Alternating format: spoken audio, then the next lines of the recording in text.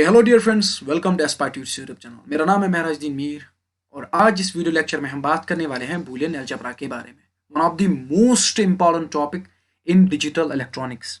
अगर हम इसकी इंपॉर्टेंस की बात करेंगे आपके एकेडमिक एग्जामिनेशन में, आपके कॉम्पिटिटिव एग्जामिनेशन में, आपके एंट्रेंस एग्जामिनेशन में इसका काफ़ी ज़्यादा हाथ होता है। इसमें काफ़ी ज़्यादा क्वेश्चन पूछे जाते हैं। बेस या क्रक्स अगर डिजिटल इलेक्ट्रॉनिक्स का कोई है, that is the Boolean algebra. This is one of the basic requirement to understand the digital electronics full fledge. तो इस पे बहुत ज़्यादा कंसंट्रेट करना, इस पे बिल्कुल भी ये ना आंख नहीं झपकाना, because it is very important topic. So Boolean algebra आज हम पढ़ने वाले हैं। एज यू नो कि डिजिटल इलेक्ट्रॉनिक्स की सीरीज चल रही है, आज पहुंच रहे हैं हम बूलियन अलजेब्रा तक। इससे पहले हमने बहुत सारे कॉन्सेप्ट्स पढ़े हैं और भी वीडियोस अपलोड हमने की हुए हैं रिलेटेड डिस्क्रीट मैथमेटिक्स। आप जाके ज़रूर से उन प्ले लिस्ट को चेक कीजिए, वीडियोस को चेक कीजिए। स्पेशली अगर आपको बूलियन अलजेब्रा अच्छी तरीके से समझना है तो आप पहले गेट्स को पढ़िए ताकि आपको क्लियरिटी मिले। तो एज यू नो कि हम कुछ स्ट्रैटेजी चलाते हैं किसी भी कॉन्सेप्ट को समझने में। यहाँ पर इस वीडियो में हम पहले कुछ पॉइंट्स आउट डिस्कस करेंगे, उसके बाद हम प्रॉपर्टीज डिस्कस करेंगे, कुछ लॉज हम डिस्कस करेंगे बूलियन अलजेब्रा के रिलेटेड। यही मोटिव है कि इस पर्टिकुलर कंसेप्ट को हम एक ही वीडियो में ख़त्म करने वाले हैं, Boolean algebra in one shot. इसको हम आज इसी वीडियो में ख़त्म करने वाले हैं क्योंकि ये काफ़ी ज़्यादा इस्तेमाल होने वाला है अपकमिंग वीडियोज़ में। जैसे कि अगर हम नैंड और नॉर से और एंड गेट को निकालें तो वहाँ पर बूलियन अलजेब्रा का रोल काफ़ी ज़्यादा होता है। इसीलिए पहले हम बूलियन अलजेब्रा को अच्छे से पढ़ेंगे, इत्मीनान से पढ़ेंगे। थोड़ा बहुत वीडियो लंबा हो जाएगा, उसके लिए मैं माफ़ी चाहता हूँ क्योंकि मैं आपका बिल्कुल भी टाइम वेस्ट नहीं करना चाहता हूँ विद सम 2 और 3 पार्ट्स। तो अगर आप थोड़ा बहुत पेशेंस रखोगे, इसको एक ही वीडियो में हम कवर अप करने वाले हैं। चलिए हम वीडियो को स्टार्ट करते हैं बिना टाइम वेस्ट किए हुए। तो सबसे पहला जो पॉइंट है, वन ऑफ द बेसिक और फंडामेंटल पॉइंट जो हमने ऑलरेडी डिस्कस किया हुआ है, दैट इज जो हमारा लॉजिकल सिंबल 0 एंड 1 है, ये एक्चुअल में क्या रिप्रेजेंट करता है? Input and output, that is our digital input and output. क्योंकि यहाँ पर डिजिटल कंप्यूटर की बात हो रही है तो जो भी आउटपुट या इनपुट होगा वो अब डिजिटल की फॉर्म में होगा। जो हमारा 0 एंड 1 है वो हम परमानेंटली यूज करते हैं किसके लिए? क्लोज्ड और ओपन डिजिटल सर्किट के लिए। सिंपल सी बात है, अगर मैं आपकी घर की एग्जांपल ले लूंगा, आपने स्विच बोर्ड का इस्तेमाल किया, आपने स्विच यहाँ से प्रेस किया और यहाँ से बल्ब ग्लो हो गया। तो ये एक क्या होता है, ये एक ओपन सर्किट है और ओपन सर्किट को हम और ऑलवेज हम 1 से डिनोट करते हैं। जो क्लोज्ड सर्किट होता है, जैसे अगर मैं यहाँ पर स्विच ऑफ करूँ तो वो 0 स्टेटस दिखाएगा। इसको हम कहते हैं स्टेटस बिट भी। whatever this status bit of a bulb is represented by zeros and ones. Clear? तो अगर बल्ब ऑन होगा तो उसका स्टेटस बिट 1 होगा, अकॉर्डिंगली अगर क्लोज डिजिटल सर्किट होगा तो उसका स्टेटस बिट 0 होगा। अगर हम लॉजिकल ऑपरेशंस परफॉर्म करना चाहते हैं विथ मिनिमम लॉजिकल गेट्स, बहुत सारे लॉजिकल ऑपरेशंस परफॉर्म होते हैं जहां पर बहुत सारे गेट्स का इस्तेमाल किया जाता है। हम हाइब्रिड सिस्टम की बात करेंगे, हाइब्रिड लॉजिकल सर्किट्स की बात करेंगे, तो उनमें कुछ ऑपरेशन कैरी आउट होते हैं। तो अगर उनमें कम नंबर गेट्स का इस्तेमाल हो तो वहां पर कुछ रूल होते हैं और उस रूल को हम क्या कहते हैं? उस रूल को ही हम एक्चुअल में बूलियन अलजेब्रा कहते हैं, या हम इसको लॉज ऑफ बूलियन अलजेब्रा कहते हैं।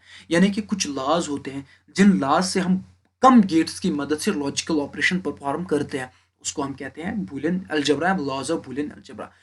चौथा पॉइंट क्या कहता है? This is fourth point, the Boolean algebra is mainly used for simple. Obviously जब हम बहुत सारे कम गेट्स का इस्तेमाल करेंगे कोई भी लॉजिकल ऑपरेशन करने के लिए, तो एक सिंप्लीफाइंग और एनालाइजिंग क्या होता है, एक कॉम्प्लेक्स एक्सप्रेशन हम सिंप्लीफाई एनालाइज करते हैं और इसको हम बाइनरी अलजेब्रा भी कहते हैं क्योंकि 0 एंड 1 इसमें इस्तेमाल होता है। एक्चुअल में ये डेफिनेशन यहाँ फिट होनी चाहिए, थोड़ा बहुत इसमें इनकन्सिस्टेंसी हुई, उसके लिए सॉरी। तो ये आप यहाँ पे फिट कर देना। तो जो मैंने क्या बोला आपको कि अगर हम कोई लॉजिकल ऑपरेशन परफॉर्म करना चाहते हैं with minimum number of gates, उसमें फोर्थ पॉइंट वही से निकल रहा है, हम सिंप्लीफाई और एनालाइज करते हैं कॉम्प्लेक्स बूलियन एक्सप्रेशन को। कॉम्प्लेक्स बूलियन एक्सप्रेशन को हम सिंप्लीफाई और एनालाइज करते हैं और यही हम फिर डिसाइड करते हैं लॉजिकल ऑपरेशंस पे कि कितने नंबर ऑफ गेट्स हमें यूज होंगे। और इन गेट्स का जब हम इस्तेमाल करते हैं विद सम कन्फाइंड रूल्स, उनको हम कहते हैं लॉज ऑफ बूलियन अलजेब्रा, या हम कह सकते हैं रूल्स ऑफ बूलियन अलजेब्रा, या हम शॉर्ट में कहते हैं बूलियन अलजेब्रा। इसको डेवलप किया है जॉर्ज बूल ने इन 1854। Clear? This was a brief introduction related Boolean algebra.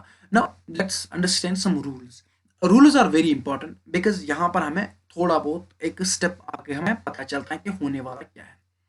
देखिए, दो ही वैल्यू होते हैं इसमें, एक तो 1 और 0। 1 फॉर हाई और ये 1 फॉर हाई क्या है, ये ओपन सर्किटरी है, ओपन डिजिटल सर्किट है। 0 फॉर लो ये क्या है, क्लोज्ड डिजिटल सर्किट है, क्लोज्ड डिजिटल सर्किट है। यही दो वेरिएबल्स पॉसिबल है हमारे बूलियन अलजेब्रा में। अगर हमारे पास बार हो, जैसे कि अगर मैं यहाँ पर लिखूं ए बार, अगर इस तरीके की एक्सप्रेशन हो, तो ये चीज, ये जो यहाँ पर ये माइनस टर्म या टिल्ट माइनस टर्म है ना, ये कंप्लीमेंट रिप्रेजेंट करता है किसी भी वेरिएबल का, ये कंप्लीमेंट रिजल्ट करता है, रिप्रेजेंट करता है। क्लियर? अगर किसी वेरिएबल पे, अगर किसी वेरिएबल पे इस तरीके की लकीर हो, इस तरीके की एक ओवर बार हो, उसको हम कंप्लीमेंट कहते हैं। जब भी आपको किसी भी एक्सप्रेशन में प्लस दिखे तो आप समझना कि मुझे और करना है। अगर आपको किसी भी एक्सप्रेशन में डॉट दिखे किसी जगह तो आपको एंड करना है। ये 4 रूल्स याद रखना कि ये बहुत ज़्यादा इस्तेमाल होने वाला है कहाँ पे, जब हम प्रॉपर्टीज पढ़ेंगे। क्लियर? नाउ अब हम स्टार्ट करने वाले हैं वन ऑफ द मोस्ट सब टॉपिक ऑफ बूलियन अलजेब्रा, जो कि आपको हर एक जगह दिखेगा, चाहे आप के मैप पढ़िए, चाहे आप कितना भी कम्प्लेक्स से टॉपिक पढ़े डिजिटल इलेक्ट्रॉनिक्स में, ये कॉन्सेप्ट आपको दिखेगा ही दिखेगा। Properties of Boolean algebra is very important और एग्जामिनेशन में हर हमेशा पूछा जाता है। इसके रिलेटेड एमसीक्यू हो, इसके रिलेटेड डिस्क्रिप्टिव क्वेश्चन हो, हर हमेशा इसी में आता है। तो सबसे पहली प्रॉपर्टी क्या है, एनलमेंट लॉ। अगर अगर आपको ये चीज यहाँ पे दिक्कत आ रही है, एनलमेंट है क्या, आप समझ लीजिए नलिफाई होता है, नलिफाई। तो मैं आपको पहले ये एनलमेंट समझाता हूँ। अगर आपके पास एक वाटर गिलास है और वाटर गिलास में आपने कुछ शक्कर ऐड किया, शक्कर आपने जब ऐड किया तो वो नलिफाई हुआ, वहां पर पानी है और पानी की मिठास कुछ और है। समझ आई बात? एनुलमेंट किसको कहते हैं? एनुलमेंट कहते हैं नलिफाई को, नलिफाई करना, नलिफाई करना। आप समझ लीजिए अवॉइड, अवॉइड भी एक टर्म हो सकती है इसकी।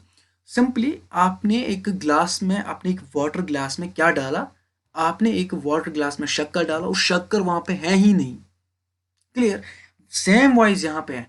अगर मैंने कोई इनपुट लिया बी, से फॉर एग्जांपल मैंने इनपुट लिया बी, मैं यहां पर मानता हूं B is equal to 1, B is equal to 1, क्योंकि वेरिएबल दो ही तरीके के, बी इज इक्वल टू 1। अगर मैं इसको मल्टीप्लाई कर रहा हूं 0 से, क्योंकि मैंने आपको ये डॉट क्या अभी बोला, रूल मैंने बोला ये हम एंड कर रहे हैं, और एंड क्या है, एंड सिंपली मल्टीप्लीकेशन ऑपरेशन है। क्लियर?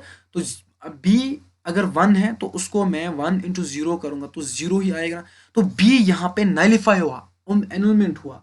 तो चले थ्योरेटिकली इसको समझते हैं। when the variable is and when the variable is and with 0, it will give the result is 0। and अगर variable is or with 1, यानी कि अगर वेरिएबल इज और विथ 1 हो तो वहां पर रिजल्ट आ जाएगा 1। अगर, यानी कि मैं समझाता हूं आपको इस तरीके से, नलिफाइंग यही होता है। अगर मैंने यहाँ पर किसी इनपुट से 0 दिया, किसको, इस इनपुट को, बट कौन सा मैंने यहाँ पर वेरिएबल लिया, एंड, यानी कि कौन सा मैंने ऑपरेशन लिया, एंड ऑपरेशन मैंने यहाँ पे लिया, तो रिजल्ट आ जाएगा 0 जो मैंने दिया है। अगर मैंने इसी इनपुट पे और किया, ऑपरेशन किया, किस वेरिएबल के साथ, 1 के साथ, तो सिंपली मेरा रिजल्ट आ जाएगा 1।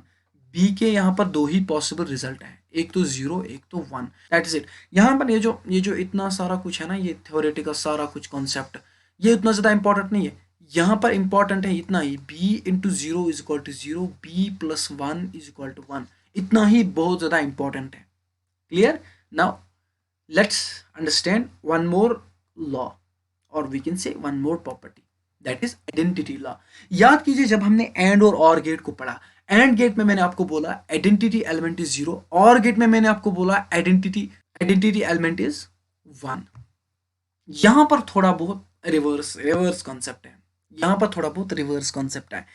आइडेंटिटी एलिमेंट का मतलब है कि अगर मैं उस एलिमेंट से किसी भी इनपुट को जो मैं ले रहा हूं उससे या तो और करूं या एंड करूं, रिजल्ट में वही रिजल्ट, मतलब रिजल्ट में वही आना चाहिए जो मैंने वेरिएबल लिया। से फॉर एग्जांपल मैं आपको यहाँ पे समझाता हूँ। अगर मैंने यहाँ पे बी लिया फॉर एग्जांपल 0, मैंने रैंडमली बी को चूज किया 0, समझा? तो मैं यहाँ पर एक बात क्या है, यहाँ पर आइडेंटिटी एलिमेंट है मल्टीप्लीकेशन में 1, यानी कि अगर मैं किसी भी सेट को 1 के साथ मल्टीप्लाई करूं, सेट नहीं, यहाँ पर किसी भी इनपुट वेरिएबल को 1 के साथ मल्टीप्लाई करूं तो मुझे वही इनपुट वेरिएबल मिलेगा।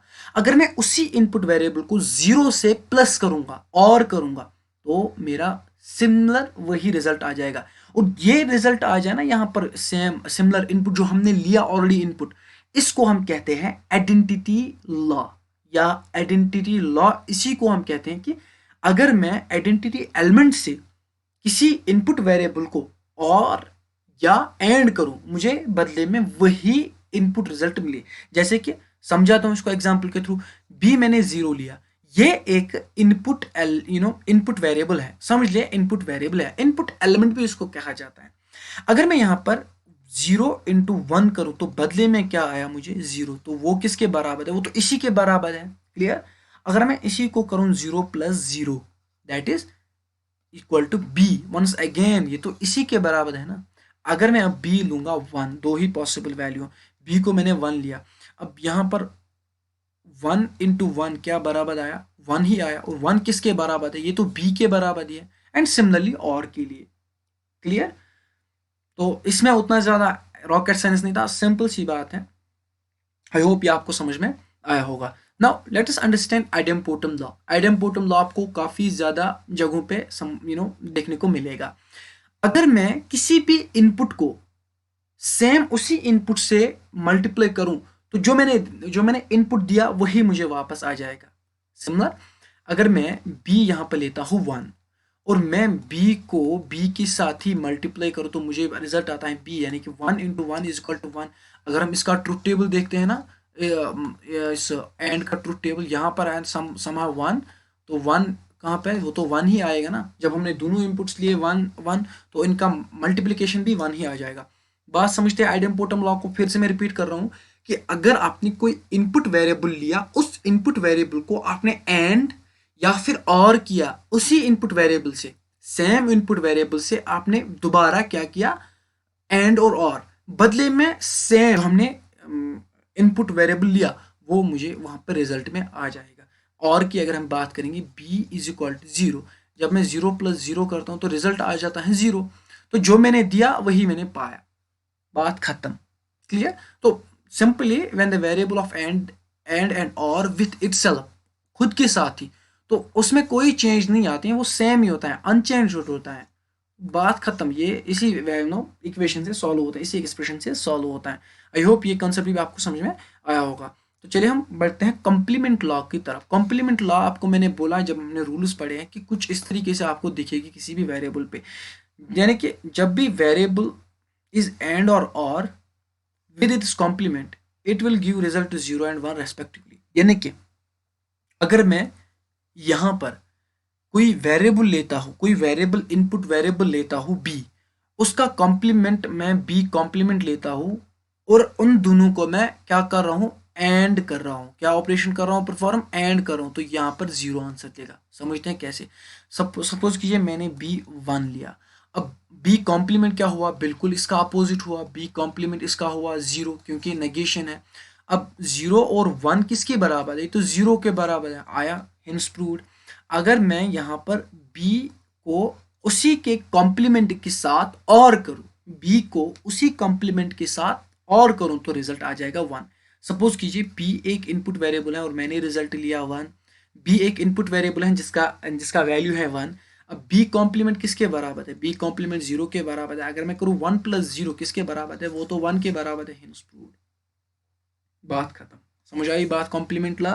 कॉम्प्लीमेंट लॉ भी आपको काफी ज्यादा देखने को मिलेगा। इनफैक्ट ये जो कॉम्प्लीमेंट लॉ है ना, इसको हम नेगेशन लॉ भी कहते हैं। और ये नेगेशन लॉ आपको तब समझ में आ जाएगा अच्छी तरीके से, और इसकी एप्लीकेशन भी समझ में आ जाएगा आपको जब हम और एंड गेट को निकालेंगे नैंड गेट और नॉर गेट के थ्रू। Clear. Now let's understand double negation law. इसको हम कहते हैं डबल कॉम्प्लीमेंट लॉ भी। नेगेशन और complement one of the same thing, इसमें कोई भी कंपैरिजन नहीं है। जैसे कि नेगेशन भी इस तरीके से है, कॉम्प्लीमेंट भी इसी तरीके से है। तो ये लॉ क्या कहता है कि जब भी variable come with two negation, एक वेरिएबल जब दो नेगेशन से आते हैं वो सेम ही इनपुट वेरिएबल होगा जो हमने लिया है। समझाता हूं किस तरीके से। अगर मेरे पास कोई इनपुट वेरिएबल है a, इसका मैंने नेगेशन किया, वो क्या बना, वो बना से फॉर एग्जांपल 0, यहाँ पर ए मैंने लिया 1, वो बना 0। अब मैंने 0 का कॉम्प्लीमेंट किया, वो बना 1, यानी कि ए का कॉम्प्लीमेंट का कॉम्प्लीमेंट, ये कॉम्प्लीमेंट खत्म, तो रिजल्ट आया मुझे ए ही। यानी कि जब मैं डबल नेगेशन करता हूं, ए का नेगेशन फिर उसका नेगेशन, जो मैंने ए लिया है वही मुझे रिजल्ट में मिलेगा। एक बार फिर इसको मैं समझाता हूं, वेरी इंपॉर्टेंट है। सपोज कीजिए आपने ए लिया यहाँ पे 0, क्लियर। ए कॉम्प्लीमेंट किसके बराबर है? ए कॉम्प्लीमेंट है बराबर 1 के। अब ये 1 के बराबर है।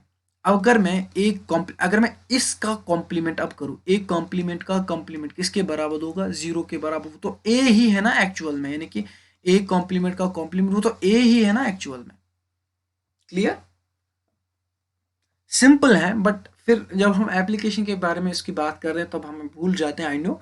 बट टू बी ऑनेस्ट, थोड़ा बहुत अगर आप फोकस रखोगे ना तो इन्हीं चीज़ों से आपको समझ में आ जाएगा। ये इक्वेशन मैंने लिए ना, इन्हीं से आपको समझ में आ जाएगा कि किस तरीके से बात हो रही है। Now let's understand one more, that is our commutative law. Commutative law हम अराउंड 8th स्टैंडर्ड से पढ़ते आ रहे हैं इस तरीके से, a plus B is equal to B plus A. Similarly अगर हमारे पास दो इनपुट हैं, यानी कि a कमा बी, हमारे पास दो इनपुट हैं, अगर मैं इनके दरमियान एंड करूं, जो मेरा रिजल्ट आएगा, से फॉर एग्जांपल x, वो बराबर होगा b एंड a के बराबर भी। यानी कि जो मुझे रिजल्ट आया a एंड b को करके, वो रिजल्ट भी मुझे b और b एंड a को करके ही आएगा। समझाता हूँ किस तरीके से। अगर मेरे पास a इज इक्वल टू 1 है, b इज इक्वल टू 0 है, and 1 into 0, clear, is equal to 0 into 1। 1 into 0 क्या है? सॉरी, 1 इंटू 0 क्या है? 0 is equal to 0, hence proved. Clear? यानी कि दोनों इनपुट सेम है, चाहे मैं a इंटू बी लिखूँ या b into A, result is same. यहाँ पर समझते हैं, ये a is equal to 1, b is equal to 0, यानी कि अगर मैं यहाँ पर a is equal to 1, b is equal to 0 लिखूँ, 1 plus 0 is equal to 0 plus 1, यानी कि 1 इक्वल टू 1, हेंस प्रूव्ड। और के लिए भी करेक्ट है, और एंड के लिए भी सेटिस्फाइबल है। दोनों ही कम्यूटेटिव लॉ सेटिस्फाई कर रहे हैं। क्लियर?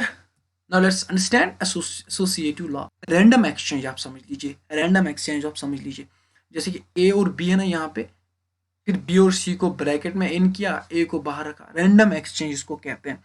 सो हर हमेशा एसोसिएटिव में रिजल्ट सेम ही आ जाएगा, चाहे आप एंड करो या फिर और करो, रिजल्ट आपको सेम ही आ जाएगा। समझते हैं कैसे। 3 वेरिएबल है, ए बी एंड सी। अगर मैं यहाँ पर 0 लूँ, ये 1 लूँ, ये 0 लूँ, रैंडमली मैं बात कर रहा हूँ। अगर मैं यहाँ पर A into B into C is equal to A into B into C, इनको इसी प्रूव किया जाता है। इसमें कोई मतलब अलग वे नहीं है इसको प्रूव करने का, लॉजिकल गेट्स भी इसको प्रूव करने का, बट वो काफ़ी ज़्यादा टाइम कंज्यूमिंग हो जाएगा। अगर यहाँ पर a इंटू बी लिखूँ, यानी कि 0 इंटू 1 में लिख रहा हूँ, क्लियर, इंटू सी 0 लिख रहा हूँ, इज इक्वल ए क्या है हमारा? 0 है, बी क्या है हमारा? 1 0। 1 इंटू 0 किसके बराबर है? 0 ही बराबर, ये 0 1 1 0 इंटू 1 0 0, बीच में एंड ऑपरेशन 0, बीच में एंड ऑपरेशन 0, हिंस प्रूव्ड, वो दोनों ही सेम है। तो ये आप खुद ही कर लीजिएगा, सेम वाइज 0 और 1 0 को एक्सपेरिमेंट करके आपका रिजल्ट भी एकदम सेम ही आ जाएगा। Now let's understand the distributive law. Distributive law आप समझ लीजिए कि जो हमारे पास ब्रैकेट्स होते हैं ना, इनको ओपन करते हैं आप, क्लियर, यानी कि law allows us to open up brackets. यानी कि अगर मैं a प्लस बी करता हूं तो ये है, एंड और के जब आता है ना, मतलब कॉम्बिनेशन जो अंदर वाला होता है ना, वो डोमिनेंट बनता है, वो यहाँ पर आ जाता है इनके बीच, फिर a और c। ये आपने देखा ना, ये आपने कभी देखा है y माइनस जेड, ये आपने कभी देखा है क्या? इसके क्या मतलब, इसका क्या माने है? x plus Y minus X plus Z, यही है ना। सेम वाइज आप माइनस की जगह ये देख लीजिए, कोई इसमें इशू नहीं है। क्लियर? ये डिस्ट्रीब्यूटिव लॉ कहलाता है। यानी कि पहले इन दोनों को अपने कॉरस्पॉन्डिंग ऑपरेशन, फिर इन दोनों को कॉरस्पॉन्डिंग ऑपरेशन, और इन बीच में क्या रहेगा? जो अंदर वाला होगा, that is the dominant. Same wise ये और के साथ भी, ये एंड के साथ भी है। चलिए एक एग्जांपल इसकी देखते हैं। अगर a is equal to 1, b is equal to 0, c is equal to 1। Clear? इस तरीके से ये हो जाएगा 1 plus b into C, that is 0 into 1 is equal to 1 plus 0 into 1 plus 1। तो 1 प्लस 0 इंटू 1 होता है 0। ये क्या आएगा हमारा? I think it would be 1 into 1। 1 plus 0 आता है हमारा 1, 1 इंटू 1 आता है हमारा 1। Hence proved. क्लियर? तो या होमवर्क के तौर पे घर मतलब अपने आप से ट्राई कर लीजिएगा। सिंपल है, इसी एग्जाम्पल पे आप इसको भी क्लियर कर देना। एब्जॉर्प्शन लॉ, किसी चीज़ को एब्जॉर्ब करना। अगर मैंने यहाँ पे b प्लस बी इंटू ए लिया, रिजल्ट आया b, ये यहाँ पे कोई डोमिनेंट कोई इसमें रोल नहीं है, सीधी एब्जॉर्ब किया। और सेम वाइज अगर मैं इसी चीज़ को b प्लस ए के साथ भी कर रहा हूँ, क्योंकि as we know it is a commutative, तो वहाँ पे भी b ही आ जाएगा, चाहे आप और के केस में करो या एंड के केस में करो। समझते हैं किस तरीके से। अगर मेरे पास b is equal to 0, a is equal to 1 है, तो किस तरीके से रिजल्ट आ जाएगा? 0 plus b, 0 into 1 is equal to b क्या है हमारा? 0। 0 plus 0 into 1, 0 is equal to 0, 0 is equal to 0, यानी कि सेम वाइज अगर हम इसी को रिप्रेजेंट करेंगे b plus B into A is equal to b। Clear? Hence proved. काफ़ी ज़्यादा ईजी है, इसमें उतना ज़्यादा हैक्टिक कॉन्सेप्ट नहीं है, बट थोड़ा बहुत आपको कॉन्शियस माइंड रखना है चीज़ों को समझने के लिए। One of the most important law अब आने वाला है, that the De Morgan law. De Morgan law काफ़ी ज़्यादा इम्पॉर्टेंट है, मतलब ये तो एग्जामिनेशन का किंग है बूलियन अलजेब्रा में। Very very important. इसका मतलब ये है कि इस तरीके से आप समझ लीजिए, अगर आपके पास वेरिएबल है 1 2 3 4, उनके दरमियान कोई ऑपरेटर है, अगर उनको नेगेट ऑफ कर रहे हो ना, यानी कि कॉम्प्लीमेंट कर रहे हो ना, यानी कि आप समझ लेना एक तो वेरिएबल कॉम्प्लीमेंट हो जाएंगे, दूसरे उनके जो कारस्पोंडिंग ऑपरेटर है ना वो भी कॉम्प्लीमेंट हो जाएंगे। सिंपल वही मैंने थ्योरेटिकल पॉइंट में भी लिखा। जब हम आउटपुट को इन्वर्ट करेंगे तब आप ये चीज समझ लेना कि एंड को और में और को एंड में तब्दील होता हुआ आप देखोगे। सिंपली आप समझ लीजिए, कॉम्प्लीमेंट जब हम करते हैं ना किसी चीज को, कॉम्प्लीमेंट होता है नेगेशन। अब यहाँ पर वेरिएबल नेगेशन नहीं होती, यहाँ पर ऑपरेटर नेगेशन भी होते हैं। अगर आपने एंड इस्तेमाल किया ना दो वेरिएबल के दरमियान, एक तो उन वेरिएबल्स का भी, एक तो उन वेरिएबल के स्टेटस बिट पे भी असर पड़ेगा, और दूसरा जो उनका कनेक्शन होता है ना लॉजिकल कनेक्टिव, उनमें भी थोड़ा बहुत इशू आ जाएगा। जैसे कि यहाँ पर मैं आपको समझाता हूँ कि यहाँ पर मैंने एक एक्सप्रेशन लिया है, ए इंटू बी का कॉम्प्लीमेंट। एक तो ये एक कॉम्प्लीमेंट है, और दूसरा इस डॉट को इसने प्लस में कन्वर्ट किया, यानी कि एंड को इसने और में कन्वर्ट कर दिया, फिर बी कॉम्प्लीमेंट। समझते हैं इसको। A is equal to 1, B is equal to 0। यहाँ पर क्या है? सॉरी, 1 इंटू 0 का complement is equal to 1 complement plus B complement. Clear? 1 into 0, यहाँ पर इसको कर देते हैं, तो ये क्या आएगा? 0 का कॉम्प्लीमेंट इज इक्वल ए है 1 हमारा, तो यहाँ पर आ जाएगा सिंपली 1 का कॉम्प्लीमेंट प्लस 0 का कॉम्प्लीमेंट। अब यहाँ पर आ जाएगा हमारा 1, 1 का कॉम्प्लीमेंट 0, 0 का कॉम्प्लीमेंट 1, 1 इज इक्वल टू 1। खेल खत्म। तो यहाँ आप खुद ही ट्राई कर लीजिए ना सेम इनपुट्स पे। This was De Morgan law, very very important law. So I hope ये सेशन आपको समझ में आया होगा, थोड़ा बहुत आपको लगा होगा इधर उधर, बट मैंने अपनी तरफ से बहुत ज़्यादा कोशिश की आपको बेस्ट देने की। So if you feel any kind of confusion, do let me know in comment box. I will give you accordingly the answer about your queries. So मिलते हैं आपसे नेक्स्ट वीडियो में with next level concept. Till then, thank you. Have a nice day to all.